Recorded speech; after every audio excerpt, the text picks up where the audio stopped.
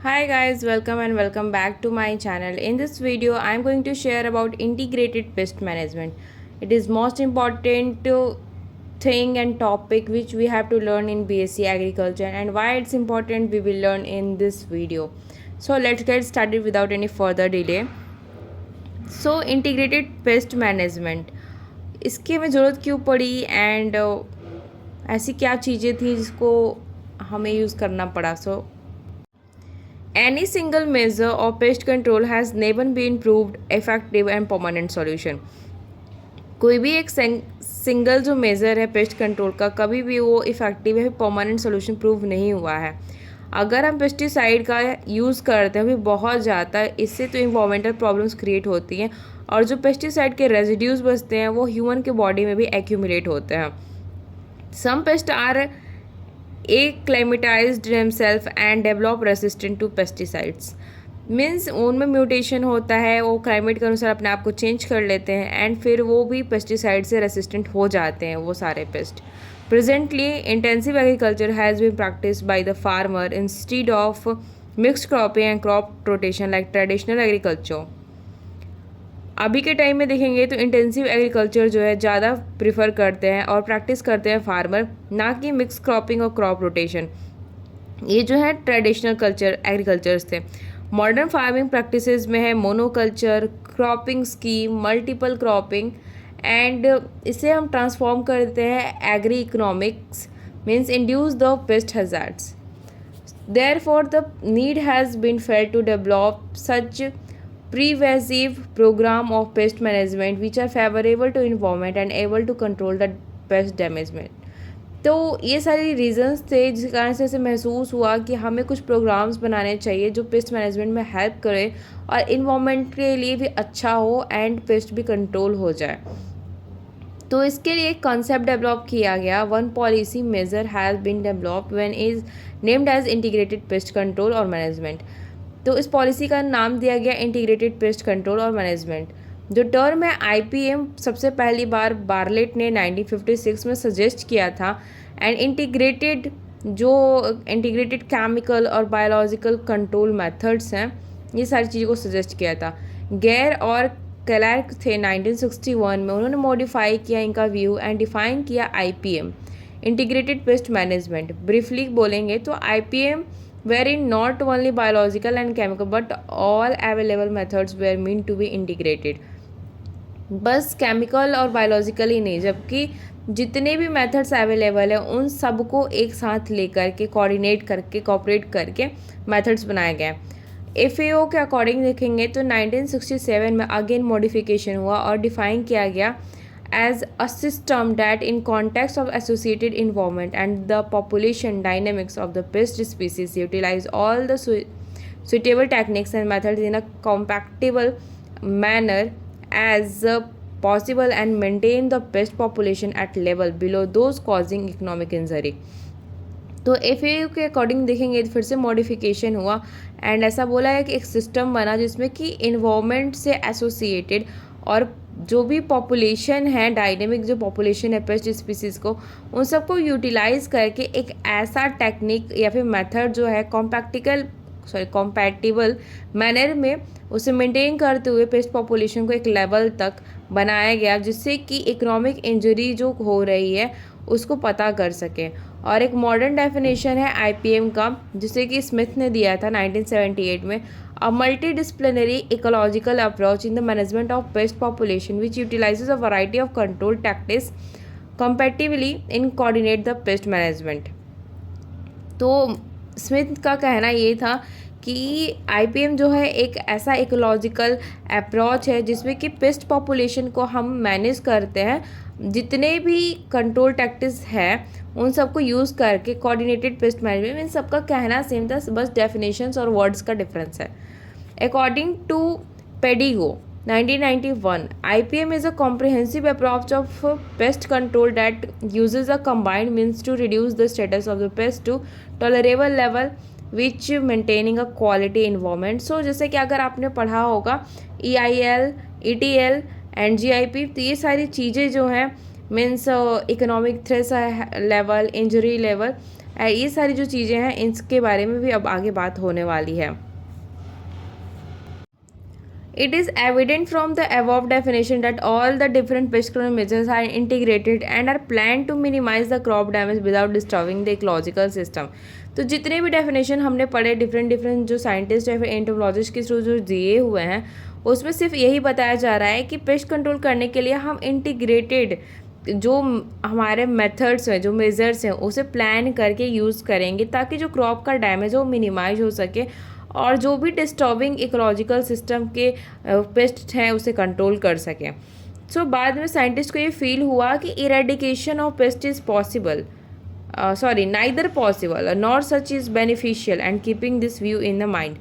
तो उन्हें पता लगा, उन्होंने सोचा थोड़ा कि पूरी तरह से पेस्ट को हटाना पॉसिबल नहीं है और ना ही बेनिफिशियल है। तो इस बात को उन्होंने अपने माइंड में रख करके conservation of natural enemies to pest are compulsory. तो उन्होंने ये सोचा कि जो नेचुरल एनिमीज़ है उनको कंजर्व करना इंपॉर्टेंट है ताकि वो अपने पेस्ट को ऑटोमेटिकली वही ख़त्म कर दे। एंड दस the new name of IPM is bio intensive integrated pest management. उसके बाद से BIPM लॉन्च हुआ जिसका नाम है bio intensive integrated pest management. Under the BIPM, the population of the pest and the population of concerned natural enemies are so coordinated that the pest population cannot cross the line of injury, economic injury. तो BIPM को जो है उसको देखा गया तो उसमें पता चला कि जो पेस्ट की पॉपुलेशन है एंड जो नेचुरल एनिमीज़ की पॉपुलेशन उसको ऐसे कोऑर्डिनेट किया जाए कि जो पेस्ट पॉपुलेशन है कभी भी इकोनॉमिक इंजरी का जो लाइन है वो क्रॉस ना कर पाए। तो इसका ऑब्जेक्टिव क्या हुआ? So the objective of this program is to get the maximum crop protection against the pest at the least cost. हमें कम से कम खर्च करना पड़े और उसी खर्च में हमारा जो क्रॉप है वो हमारे जो पेस्ट हैं उनसे कंट्रोल हो जाए, उनसे बच जाए, हमें ज़्यादा से ज़्यादा यील्ड मिले। So the measure for minimizing the pest control depend upon the agro climates. तो जो भी ये मेजर्स हैं पेस्ट पॉपुलेशन को कंट्रोल करने का वो डिपेंड करते हैं एग्रो क्लाइमेट्स पे, लैंड कंडीशन पे और जो सिलेक्शन है वैरायटीज़ के उस पे। सो लोकल एग्रो इकोनॉमिकल जो सिस्टम है एंड सोशियो इकोनॉमिकल जो कंडीशंस हैं फार्मर्स की, इन सबको साथ में रख के so the conservation of natural enemies of pest and all the possible measures are adopted under the BIPM। तो जो कंजर्वेशन है नेचुरल एनिमीज पेस्ट का, ये सारी जो मेजर पॉसिबल्स थी उन्हें मेजर्स थी जो भी उन्हें अडॉप्ट किया गया BIPM means bio intensive pest management. तो इन सारी चीज़ों को bio intensive integrated pest management इसके अंडर से रखा गया। तो ये सारी मतलब क्या क्या मेजर्स थे उनके बारे में अब हम जानें डिटेल में। तो कल्चरल मेजर्स क्या क्या हैं? कल्चरल का मतलब क्या है कि कुछ कल्चरल प्रैक्टिसेस जिसे हम do not allow the favorable condition for life cycle means cultural measures means such cultural practices which do not allow the favorable condition for life cycle। मतलब कुछ ऐसी प्रैक्टिसेस जो लाइफ साइकिल के लिए favourable नहीं मानी जाती हैं उनके ग्रोथ के लिए एंड जो पेस्ट है उनकी ब्रीडिंग के लिए। तो वैसे कौन कौन सी प्रैक्टिसेस हैं? प्लोइंग, सोइंग, इरिगेशन, हार्वेस्टिंग, ये ऐसी स्टेजेस हैं फिर ऐसे कंडीशंस हैं जिसमें कि जो पेस्ट है वो अपनी लाइफ साइकिल को, ग्रोथ को और ब्रीडिंग को कंटिन्यू नहीं कर सकता है। और हार्वेस्टिंग, इरिगेशन, ये सारी चीज़ें सेम वो कंटिन्यू नहीं कर सकता। So manage the pest population, do not cross the economic injury level. हमें तब करना चाहिए, मतलब उस टाइम तक कंट्रोल कर लेना चाहिए, उस टाइम तक हमें उसे मैनेज कर लेना चाहिए जब तक कि वो जो इकोनॉमिक इंजरी लेवल है वहाँ तक ना पहुँचे। सच measures do not require special cost and input. ऐसे मेजर्स के लिए हमें किसी तरह का स्पेशल कॉस्ट नहीं लगाना पड़ता है, कोई इनपुट नहीं देनी पड़ती है। एंड इसके फॉलोइंग जो मेजर्स हैं उसको प्रैक्टिस कर सकते हैं और इसको अडॉप्ट कर सकते हैं। जैसे कि सबसे फर्स्ट है selection of site and crop for successful production और क्रॉप एंड ट्री। अगर आपको अच्छी तरीके से प्रोडक्शन करना है किसी क्रॉप और ट्री का तो ये एसेंशियल है कि आप एक प्रॉपर फील्ड सेलेक्ट करें, क्लाइमेट रीजन सेलेक्ट करें and the selected variety should be tolerant to the pest of that particular climate region. जो सेलेक्टेड वैरायटी है वो टॉलरेंट होना चाहिए उस पेस्ट के एंड जो क्लाइमेट रीजन है उसके। सो एग्जांपल में है माइथिमना सेपरेटा और स्पोडोपेरेटा मोरिटा, और है एक एस लाइट्यूरा जो कि जनरली फाउंड होते हैं हर रीजन में, but are especially seen in the flooded area of some states after the flood recedes. जहाँ पे ज़्यादातर बाढ़ आती है उन एरियाज़ में ये सारी जो है दिखाई पड़ते हैं। जो भी सिट्रस प्लांट है उस in sandy soil and water locked areas are more prone to the pest. Mean जो भी सिट्रस प्लांट होते हैं सैंडी सॉइल में और वाटर लॉग एरिया में बहुत ज़्यादा मीन्स उन पे पेस्ट के आने के चांसेस रहते हैं। And ratooning of the sugarcane in the Gurdaspur borer which is a Esigona astenelia infested the field in more prone of the pest. Irregular and unequal growth of the crop promote the pest infestation on the smaller and younger crops.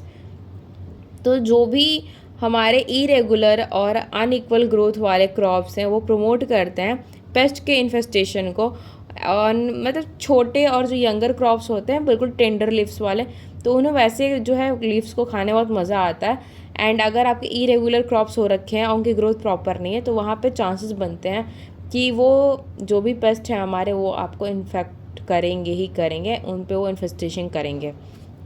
जो सबसे first है cultural major में हमारा selection करना है हमें site का, हमारे क्रॉप का। सो नेक्स्ट है हमारा प्लोइंग। डीप प्लोइंग सॉइल का करना है जो एक्सपोज करेगा हिडन एग्स और प्यूपा का, इंसेक्ट्स का, जो भी प्यूपा है इंसेक्ट्स के, निमेटोड्स के, राइजोम्स के, बल्ब से, end of the persistent weed and other organism which become the food for their natural enemies. अगर हम डीप प्लोइंग करते हैं सॉइल का तो एक्सपोज करेगा जो भी छुपे हुए एग्स रहेंगे, प्यूपा रहेंगे इंसेक्ट के, निमेटोड के, राइजोम्स के और बल्ब्स के, तो वो क्या करेंगे, फिर परसिस्टेंट जो वीड्स हैं उनके भी अगर हैं तो वो बाहर दिख जाएंगे एंड जो भी नेचुरल एनिमीज हैं उस पर फीड कर लेंगे। So some birds follow the plow or tractor at the time of plowing is good example. अगर कुछ बर्ड्स जो है फॉलो कर रहे हैं प्लो और ट्रैक्टर को प्लोइंग के टाइम पे, इसका मतलब ये है कि वो जो है उस इंसेक्ट के प्यूपा को या फिर एग्स को खा रहे हैं। Insect in the pupal stage are helpless and are easily removed and killed. अगर इंसेक्ट प्यूपल स्टेज में है मतलब वो बिल्कुल डॉर्मेंट स्टेज पे इनएक्टिव है तो वो बिल्कुल वो अपने आप को बचा नहीं सकता है, इसलिए उस टाइम पे आप उसको इजीली रिमूव भी कर सकते हो और किल भी कर सकते हो। Summer ploughing by soil turning plough is especially useful in the respect the type of equipment use for the ploughing has also a significance. So आपको प्लोइंग करनी है, प्लोइंग जो है डीप प्लोइंग कर सकते हो, समर प्लोइंग कर सकते हो। एंड प्लोइंग के टाइम में जो प्यूपा होते हैं वो बिल्कुल मीन जब प्यूपा स्टेज है इंसेक्ट के तो सिंपल सी बात है डॉर्मेंट स्टेज में वो कुछ नहीं कर पाएंगे, तो उस टाइम पे आप इजीली उन्हें किल कर सकते हो। एंड अगर प्लोइंग आप कर रहे हो तो जब वो एक्सपोज होंगे बाहर आएंगे तो जो भी नेचुरल एनिमीज हैं उनके वो उन पर फीड करेंगे एंड उसे हटा देंगे। अब प्लांटिंग मटेरियल की बात करेंगे तो many insect pests and diseases are transmitted from one crop to the next crop through infested and infected seeds or any other planting material।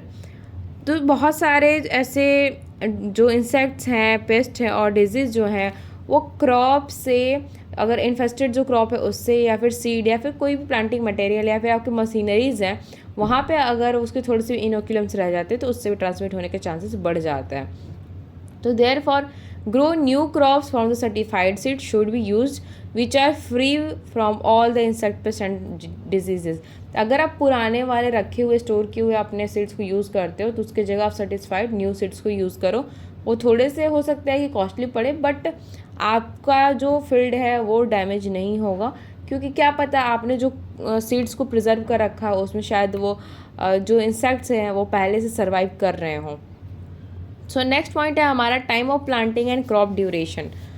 So adjustment of the time of sowing और transplanting helps in pest control. अगर आप time जो sowing का time है और जो transplanting का time उसे एडजस्ट कर ले तो इससे पेस्ट कंट्रोल होने के चांसेस बढ़ जाते हैं। अर्लिंग सोइंग अगर करते हो आप मस्टर्ड का तो प्रिवेंट करता है इन्फेस्टेशन एफर्ट से। ग्राम की सोइंग जो है अगर आप 15 अक्टूबर से पहले कर लेते हो तो ये इसमें लेस इन्फेस्टेशन होने के चांसेस रहते हैं। हेलियोथिस जो है उसके जो चांसेस है वो कम हो जाते हैं। लेट सोइंग का ग्राउंड नट का करते हो तो जो प्रिवेंट करता है इन्फेस्टेशन ऑफ वाइट ग्रब्स से। एंड जो crop of the short duration है वो क्या करते हैं कि कम चांस मिलता है उन्हें इन्फेस्टेशन करने का। अगर छोटे कम ड्यूरेशन के प्लांट्स लगा रहे हो तो अपना जो पेस्ट इन्फेस्टेशन है वो उसकी चांसेस कम हो जाते हैं, क्योंकि वो बहुत कम टाइम मिलेगा। Because this crop mature before the emergence of pest, and जब तक इमरजेंस होगा उन पेस्ट का तब तक तो हमारी क्रॉप मैच्योर हो चुकी होगी, तो हमें कोई से प्रॉब्लम नहीं है। सो नेक्स्ट है हमारा destruction of types and volunteer plants. अगर ऑफ टाइप जो प्लांट्स हैं और जो वॉलेंटियर प्लांट्स हैं उसको हम डिस्ट्रॉय करते हैं तो उससे भी हमें काफ़ी ज़्यादा आराम मिल सकता है। Of type crops, of type plants का मतलब है जैसे वीड्स हो गए उस टाइप के। So off type plant is impure और new variety grown during the crop production.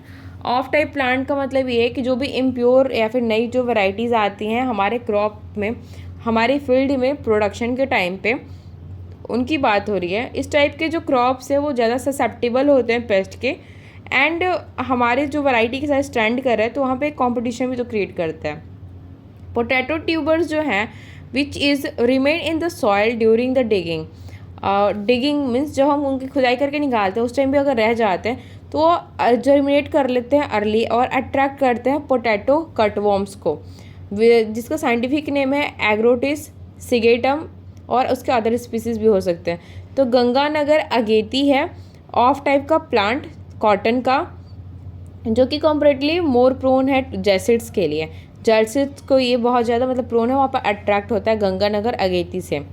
And pink वॉलवॉर्म है तो ये भी इससे अट्रैक्ट होता है। सो जो भी हमारे ऑफ टाइप के अगर वैरायटीज़ अगर निकल आती हैं तो उसे हमें डिस्ट्रॉय कर देना चाहिए। ये हमारी जो फील्ड है हमने कोई और वैरायटी लगाई है, बट उसमें से अगर कोई और वैरायटी आपको दिखने लगती है या फिर आपने गलती से लगा भी दिया है तो उसे डिस्ट्रॉय करना ही पड़ेगा। अदरवाइज बहुत ही डिफरेंट डिफरेंट टाइप के जो पिंक वॉलवॉर्म है या फिर जैसिड्स हैं या फिर कटवॉर्म्स है, ये क्या करेंगे आपके पूरे फील्ड को बर्बाद करके रख देंगे। सो नेक्स्ट है destruction of alternate host. Many plant especially weed work as alternate host in the off season for the insect pest and diseases। जो भी पैडी मिलीबग है, आर्मी वॉर्म है, फ्रूट सकिंग मोथ्स है, अपना ज़्यादातर time वो क्या करते हैं अल्टरनेट होस्ट पे स्पेंड करते हैं before attacking on the main host crop. Tomato leaf curl virus है, मल्टीप्लाई होता है पार्थेनियम के ऊपर। तो हमें जितने भी अगर हमारे वीड्स हैं जो भी अल्टरनेट होस्ट का काम कर रहे हैं उसे हमें डिस्ट्रॉय करना चाहिए। अब बात करेंगे थिनिंग एंड टॉपिंग की। तो कुछ ही प्रैक्टिसेस हैं जो अफेक्ट करते हैं पेस्ट पॉपुलेशन को। टॉपिंग जो है कॉटन का वो रिमूव करता है एग्स हेलियोथिस का, हेलियोथिस आर्मिगेरा का। एंड अगर शोइंग करते हैं हम कॉटन का, मेज़ का या फिर हाइब्रिड मिलेट का एक हायर सीड रेट से, तो ये क्या करेगा, अगर हाई सीड रेट है तो हमारा जो क्रॉप है वो पेस्ट इन्फेस्टेशन से बच सकता है। अनहेल्दी और इन्फेस्टेड जो हमारे प्लांट्स होंगे उससे हम थिनिंग के थ्रू रिमूव कर देंगे, एंड अगर हम रिमूव भी करें उसके बाद भी हमारा कुछ जो है क्रॉप बच जाएगा अगर हमने एक्स्ट्रा लगाया है तो, अगर हमने हायर सीड रेट रखी है तो। अब बात करेंगे pruning and destruction of crop residue की। तो जो भी अनहेल्दी इन्फेस्टेड पोर्शन होंगे फ्रूट और ट्रीज़ के और हॉर्टिकल्चरल प्लांट्स के, उसे हम रिमूव कर देते हैं प्रूनिंग के थ्रू, एंड कलेक्ट कर लेते हैं और उन्हें बर्न करते हैं, जला देते हैं। प्रूनिंग जो होता है सिट्रस प्लांट में करते हैं अप्रैल और मई में। ये मिनिमाइज करता है पेस्ट के इन्फेस्टेशन को। जो भी शूट बोरर्स हैं उनके इन्फेस्टेशन को कम कर देता है। And burning of fallen leaves and stubbles in the mango orchard kill the nymph of the mango mealybugs. Mango mealybugs की प्रॉब्लम बहुत ज़्यादा होती है, तो जो मैंगो का ऑर्चर्ड होता है अगर वहाँ लीव्स गिरे हुए हैं, जो भी स्टबल्स गिरे हुए हैं, उन्हें वैसे तो जला देना चाहिए ताकि जो मैंगो मिलीबग के लीव्स हैं वो भी वहाँ पे ख़त्म हो जाए।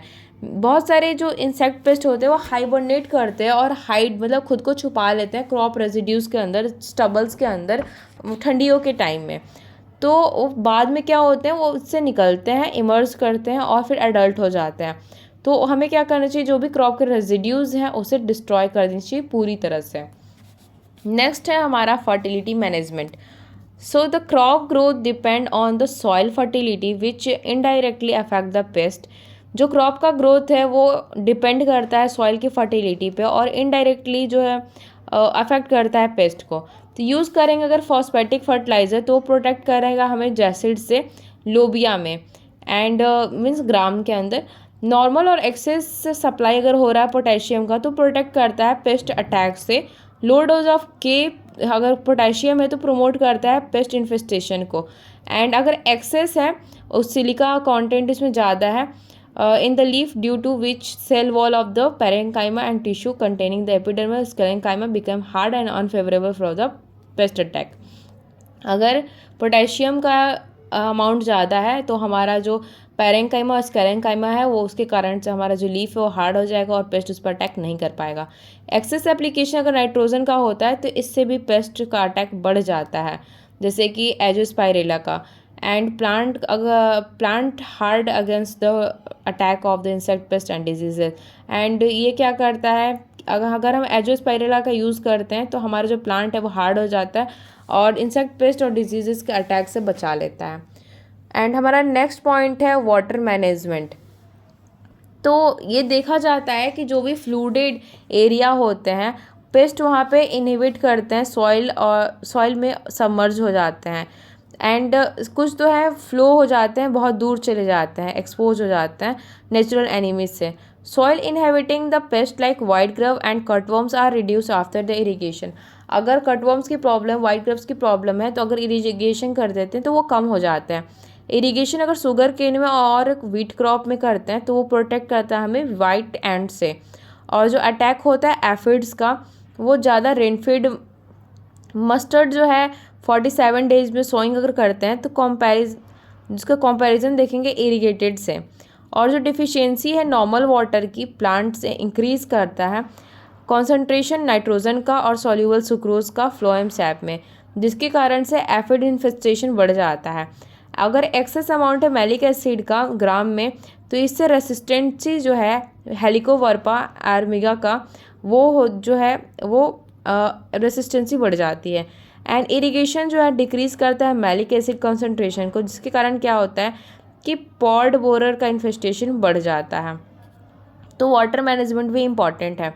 नेक्स्ट हमारा क्रॉप रोटेशन और रोटो कल्टिवेशन। तो क्रॉप रोटेशन में ये प्रोवाइड करता है फूड इंसेक्ट पेस्ट और डिजीज़ के लिए जो कॉज करते हैं ऑर्गेनिज्म को। फूड जो है अबंडेंट है, पूरे साल हमें आराम से मिल जाता है। कुछ पेस्ट होते हैं फ्लोरिस होते हैं मल्टीप्लाई बहुत जल्दी जल्दी होते हैं, इनका अबंडेंस जो है डिपेंड करता है फिकेंडिटी, हाइबरनेशन, ब्रूडिंग पीरियड और डिसेमिनेशन कैपेसिटी etc। इसलिए जो पेस्ट प्रॉब्लम है स्पेशलाइज्ड फार्मिंग की ये डिफरेंट है मिक्स्ड फार्मिंग एरिया से। और जो पेस्ट प्रॉब्लम है मोनोकल्चर की वो कंट्रोल हो सकती है एडॉप्ट करके क्रॉप रोटेशन और रोटो कल्टीवेशन। नेक्स्ट हमारा cropping scheme and trap crops. तो कुछ हमारे पेस्ट हैं जो कंट्रोल हो जाते हैं ट्रैप क्रॉप से क्रॉपिंग स्कीम में। And certain pest are more attracted to at the certain crops. Such crops are sown in a narrow strip around the major crop at the specified row. Distance are serve as a trap for the pest that might be common to both.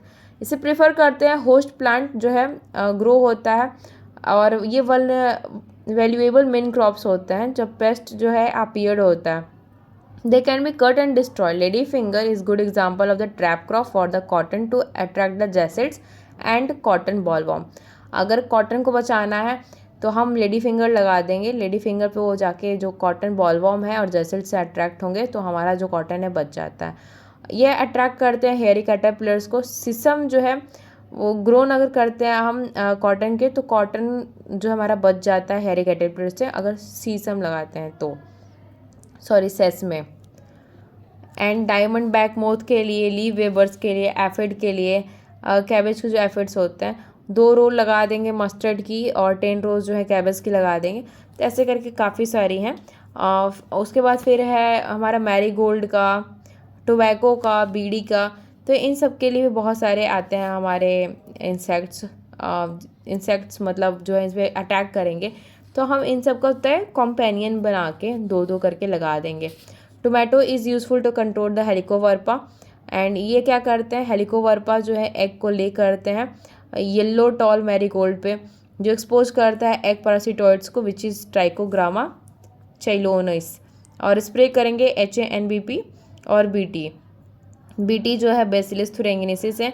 And इससे क्या होगा जो main crop है tomato की वो बच जाती है ट्राइकोग्रामा से। ट्राइकोग्रामा के लिए। एंड ये जो रस्टिका टोबैको है वो कंट्रोल हो जाता है मेरिड प्रेडेटर से, जिसका नेम है साइटोपेरेटिस टेनिस लोकस्ट। इन द लोकस्ट का अगर लोकस्ट से कोई एरिया अगर अफेक्टेड है तो नीम ट्री को ग्रो करेंगे तो वो अट्रैक्ट करते हैं प्रेडेटरी बर्ड्स को। प्रेडेटरी जो बर्ड्स हैं उनके ऊपर खा लेंगी एंड हमारा जो भी क्रॉप होगा या फिर जो भी ट्री होगा बच जाएगा। अब हम बात करते हैं रेसिस्टेंट वैरायटी की यूज़ करेंगे। रेसिस्टेंट वैरायटी जो है कुछ क्रॉप्स को less attracted, it is known that some crops are less attracted by the pest. हमें पता है कि कुछ जो क्रॉप्स हैं वो पेस्ट से कम अट्रैक्टेड होते हैं because they have more natural resistant than others. उनके पास ज़्यादा नेचुरल रेसिस्टेंस होते हैं अदर्स से। They have some special characteristic like acidity and tasteless of cell sap. उनके पास कुछ कैरेक्टर हो जैसे कि उनमें एसिडिटी होता है और उनके जो सेल सैप है वो टेस्टलेस होते हैं, जल्दी मैच्योरिटी हो जाती है और भी बहुत सारे रीजंस हैं। उनका बार्क हार्ड होता है, इसके कारण से क्या होता है कि वो रेसिस्टेंट अपना बिल्डअप कर लेते हैं। अब हम बात करेंगे नेक्स्ट वीडियो में मैकेनिकल एंड फिजिकल मेजर्स के बारे में। तो इस वीडियो के लिए इतना ही। Thanks for watching, love you all, bye bye, see you soon in next video.